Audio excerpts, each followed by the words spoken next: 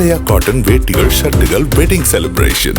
அதாவது இன்றைக்கு உங்களுக்கு வேற ஒண்ணு, எல்லா கட்சிகளுக்குமே, அதாவது எதிர்கட்சிகள் அனைத்துமே பாரதிய ஜனதா கட்சியை குறிவைப்பதனுடைய நோக்கம் என்னன்னு கேட்டீங்கன்னா, 2014 இருந்து 2024 வரைக்கும் மட்டுமல்ல, ஏறக்குறைய ஒரு 13 ஆண்டு காலம் குஜராத் முதலமைச்சராகவும், ஒரு 10 ஆண்டு காலம், இன்றோடு 10 ஆண்டு காலம் முடியுது அவர் பிரதமராக. ஆக 23 ஆண்டு காலம் ஆட்சி அதிகாரத்திலே இருந்த பிரதமர் நரேந்திர மோடி அவர்கள் மீது ஒருவராலும் விரல் நீட்டி குறை சொல்ல முடியல. இவர் இந்த ஊழல் செஞ்சாரு, இந்த தப்பு பண்ணாருன்னு சொல்லி. அதே நேரத்துல எதிர்கட்சி வரிசையில் இருக்கிற முதலமைச்சர்களே, அமைச்சர்கள், முதலமைச்சர்கள் எல்லோரும் ஊழல் குற்றச்சாட்டிலே சிறையில இருக்கிறார்கள், இருந்தார்கள், இருந்து கொண்டிருக்கிறார்கள். ஆனா இவங்களுக்கு என்னன்னு கேட்டீங்கன்னா, 3வது முறையும் பிரதமர் நரேந்திர மோடி அவர்கள் தான் பாரதிய ஜனதா கட்சியினுடைய முகமும் முகவரியும் என்று அடையாளப்படுத்தப்பட்டு விட்டார். இந்தியா கூட்டணியின் சார்பில் அவர்களால் ஒருவரை பிரதமர் வேட்பாளராக கூட அவர்களால் அடையாளப்படுத்தப்பட முடியவில்லை. அந்த பலகீனத்தை எல்லாம் மறைச்சிட்டு இந்துத்துவா இந்துத்துவா இந்துத்துவா என்று இல்லாத ஒன்றை இன்றைக்கு நான் உடனே ஒரு கேள்வி பேசலாம். இதுவே உங்க பார்வையை எடுத்துக்கிறேன். நீங்க நான் சொன்ன இடத்துக்கு வரல, அது தேவையற்றதுன்னு சுருக்கமா தூத்துக்குடி செல்வம். டைம் இல்ல. எந்த இடத்திலும் மதக்கலவரம் இல்லை, இனக்கலவரம் இல்லை, ஜாதி கலவரம் இல்லை. ஆக இவங்களால வேறு எந்த குறையும் சொல்ல முடியாம இந்துத்துவா என்று சொல்கிறார்கள். இல்ல தூத்துக்குடி செல்வம், நீங்க பேசல இருக்கிற எனக்கு என்ன முரண்னா, இதத்தான் ஜெயக்குமார் அவர்கள், ஆர்பி உதயகுமார் எல்லாம் சொல்றாங்க. தமிழகம்ன்றது எந்த மத மோதல் கிடையாது, அமைதி பூங்காவா இருக்கு, இந்துத்துவாவுக்கு இடம் இல்லைன்னு உங்களுக்கு நீங்க அதை சொல்லியிருக்கீங்க. நம்ம பேசலாம். ரவீந்திரன் துரைசாமி, இப்போ தூத்துக்குடி செல்வமுக்கே அந்த சிக்கல் இருக்கு. இந்துத்துவா, இந்து அடையாளம், இந்து வாக்கு, நான் எவ்வளவு துருப்பு கேட்டாலும் அவர் பதில் சொல்லல அப்படின்னா, இங்க இந்துத்துவ வாக்கு வங்கின்னு ஒண்ணு இருக்கா என்ன? அதை நம்பி பயணிக்க முடியுமா என்ன? அதாவது தூத்துக்குடி செல்வத்துக்குள்ள சிக்கலை நான் உணர்றேன். அவர் தான் அன்னைக்கு அண்ணாமலைக்காக எல்லா தொலைக்காட்சியிலும் டிஃபெண்ட் பண்ணிட்டு இருக்கிறாங்க.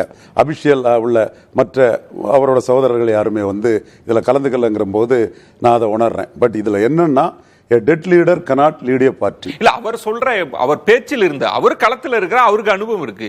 இந்துத்துவ வாக்கு வங்கின்றது ஒண்ணு இல்லன்னு அந்த நம்பிக்கையின் பேர்ல தானே அவர் அதுக்குள்ள கமிட் ஆகல. அதை தாண்டி தானே அவர் பேசுறாரு. a dead leader cannot lead a party. Jayalalithaa இந்த கட்சியை நடத்தின ஸ்டைல்ல எடப்பாடி நடத்த முடியாது. எடப்பாடி உத்தரப்பிரதேஷ் காங்கிரஸ் மாதிரி வலமும் போகாம இடமும் போகாம போயிட்டு அரசியலை தான் பண்ண முடியும்.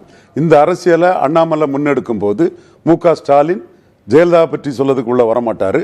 மற்ற இஷ்யூ பேஸ்டா மிக கடுமையா மோடி எதிர்த்து பண்ணக்கூடிய அரசியலை இல்ல சார், நான் கேட்பது, நீங்க இது எடப்பாடி பழனிசாமி தலைமையிலான அதிமுகவை இந்துத்துவ வாக்கு வங்கி அப்படின்னு ஒரு அஸ்திரத்தை வச்சு வீழ்த்தர முடியுமான்னு கேட்கிறேன். அது வாய்ப்பு இருக்கா? நீங்க இந்துத்துவ வாக்கு வங்கின்னு எடுத்தாலும் சரி, காஸ்ட் நியூட்ரல் லீடருக்கான வாக்கு வங்கினாலும் எடுத்தாலும் சரி, ஒரு பெண் தலைவருக்கான வாக்கு வங்கினாலும் சரி, அந்த நேம் என்னவாட்டும் இருக்கட்டு, ஜெயலலிதாவுக்கு ஆளுமையில கிடைச்ச ஒரு ஈர்ப்பு சக்தியும் வாக்கு வலிமையும் எடப்பாடி பழனிசாமி கிடைக்காது.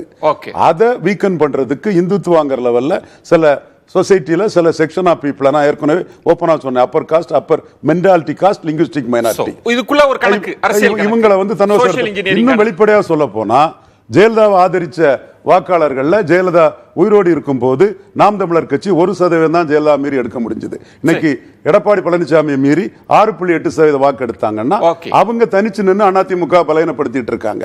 பெரிய படைபல பராக்கத்தோட டெல்லி பலத்தோட இருக்கக்கூடிய அண்ணாமலை தன்னால இந்த செக்ஷன் ஆஃப் வாட்டர்ஸ்ல பலகீனப்படுத்த முடியும்னு உறுதியா நம்புறாரு. அதற்கான விகிதத்துல செயல்படுறாரு. இப்ப இந்துத்துவான்னு பேசி அடுத்த லெவல் இறங்கினா சோசியல் இன்ஜினியரிங் கணக்கு தான். இந்துத்துவா அந்த மைண்ட் செட்ல இருக்கிற வாக்கு வங்கியை நாங்க எடுத்துருவோம், அதிமுகவை பலவீனப்படுத்துவோம். அதாவது விஜயன் ஆளுமை இல்ல, எம்ஜிஆர் மாதிரி ஜெயலலிதா மாதிரி எடப்பாடி பழனிசாமிக்கு ஆளுமை இல்லைங்கிறது உலகம் அறிந்த விஷயம். அவரை விட நாங்க ஆளுமை.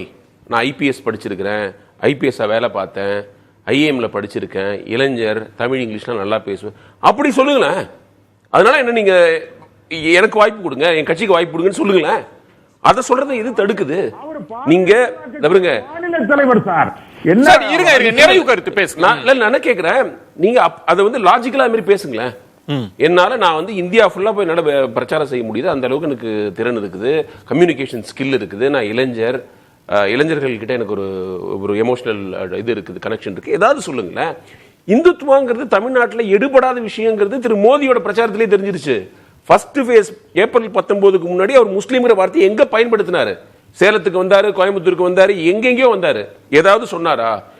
இந்துத்துவா, நீங்க பிராங்கா பேசுவோம், தோல்வி அடைந்து விட்டோனுங்கிறத சொல்லாம வெற்றி வாய்ப்பை இழந்தோன்னு சொல்ற மாதிரி தான் இந்துத்துவாவுடைய உண்மையான முகம் இஸ்லாமிய வெறுப்பு. அது தமிழ்நாட்டில் எடுபடாது. ஏங்க இந்துத்துவாங்கிற எங்க இந்து மதத்துக்கு இந்துத்துவா என்னங்க வித்தியாசம்? இந்து மதம் ஒண்ணு இருக்குல்ல, அந்த பேர்லயே சொல்ல வேண்டியதானே. நீங்க எதுக்கு இந்துத்துவான்னு ஒண்ணு சொல்றீங்க? என்ன அர்த்தம்? இந்துத்துவாக்கு என்ன அர்த்தம்? நான் ஆரம்பத்துல சொன்ன மாதிரி தான், காந்தி ஃபாலோ பண்ணது இந்துவிசம், இந்துத்துவா ஃபாலோ பண்ணது கோட்ஸே. நீங்க எதை ஃபாலோ பண்றீங்க அதை சொல்லுங்க, பேசலாம். சொல்ல சொல்லுங்க பாப்போம். ஹேப்பி வெட்டிங் என்றும் trending. Happy wedding. Alaya cotton வேட்டிகள் ஷர்ட்டுகள் வெட்டிங் செலிப்ரேஷன்.